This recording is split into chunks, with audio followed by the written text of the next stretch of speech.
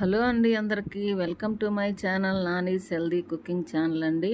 ఈ ఛానల్ని ఆదరిస్తున్న మీ అందరికీ థ్యాంక్ యూ సో మచ్ అండి. ఇలాగే ఆదరిస్తారని, మీ అందరు బాగుండాలని దేవుణ్ణి కోరుకుంటున్నానండి. మనం ఆంధ్ర స్టైలు రెండో రకం చేపల కూర ఎలా చేసుకోవాలో చూసేద్దామా మరి. రండి. మనము పెద్ద చేపని కొనుక్కొని వస్తాం కదండి, వాటిని అక్కడే శుభ్రంగా కట్ చేయించుకొని వస్తాం కదా. వచ్చిన తర్వాత మనము లెమన్ సాల్ట్ వేసుకొని కల్లుప్పు వేసుకొని కడిగి అట్లా పక్కన పెట్టుకుంటే స్మెల్ అనేది రాదు. చేపల కూర తిన్నామని ఫీలింగ్ కూడా ఉండదు కదండి. మనం చేపల కూర ఎలా ప్రిపరేషన్ చేసుకోవాలో ఇప్పుడే ఫ్రెష్గా నేర్చుకుంటున్న వాళ్ళు కూడా ఈజీగా చేసుకునే విధంగా మనమైతే చేపల కూర రెడీ చేసుకుందామండి. కూరకి తగిన విధముగా 4 స్పూన్ల ఆయిల్ వేసుకున్నాము. కొంచెం ఆయిల్ ఎక్కువే పడుతుందండి.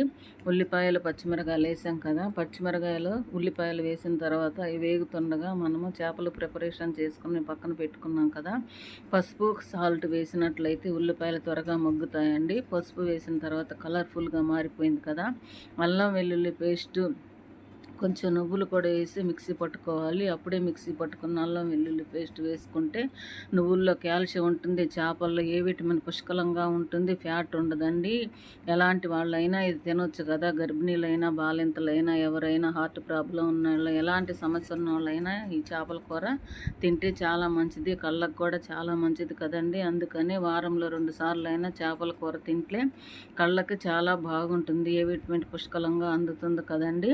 అందుకని మనము అర కేజీ చేపలు తీసుకున్నాం కదా. అర కేజీ చేపలకి చింతపండు నిమ్మకాయ కంటే కొంచెం క్వాలిటీ, నిమ్మకాయ కంటే పెద్ద సైజు కొంచెం క్వాలిటీగా తీసుకొని దానిని పులుసు పోసుకోవాలండి. పులుసు పోసుకొని ఇట్లాగా రెడీ అయిపోయింది కదా. రుచికి తగ్గట్టు కారం ఉప్పు అన్నీ వేసాము. ఇట్లా ఉడుకుతుంది, రెడీ అయిపోయింది కదండి. ఇట్లా సలసలా మరుగుతుండగా మనము కూర రెడీ అయిపోయిందని మనకు తెలుస్తుందండి. 5 నిమిషాల కూర రెడీ అయిపోతుంది. మనము ఇంట్లో ప్రిపరేషన్ చేసుకున్న ధనియాల పొడి వేసుకోవాలి.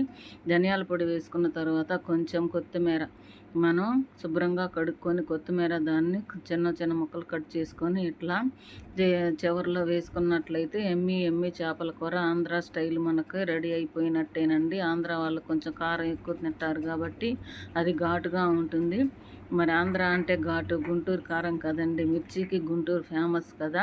ఇట్లా గుంటూరు కారంతో మనము చేపల కూర చేసుకున్నామంటే చాలా టేస్టీగా ఉంటుంది. కూర రెడీ అయిపోయిందండి. ఇంకా ఇంట్లో వాళ్ళు వెయిట్ చేస్తున్నారు కదా. ఇంకా ఆలస్యం చేయకుండా మనం తింటమేనండి.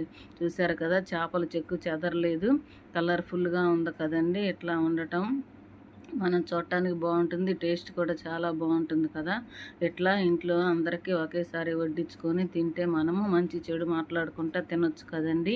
ఈ వీడియో మీకు నచ్చింది అనుకుంటున్నాను. ప్లీజ్ లైక్, షేర్, సబ్స్క్రైబ్ అండి. Thank you for watching. మరిన్ని వీడియోల కోసం ఈ ఛానల్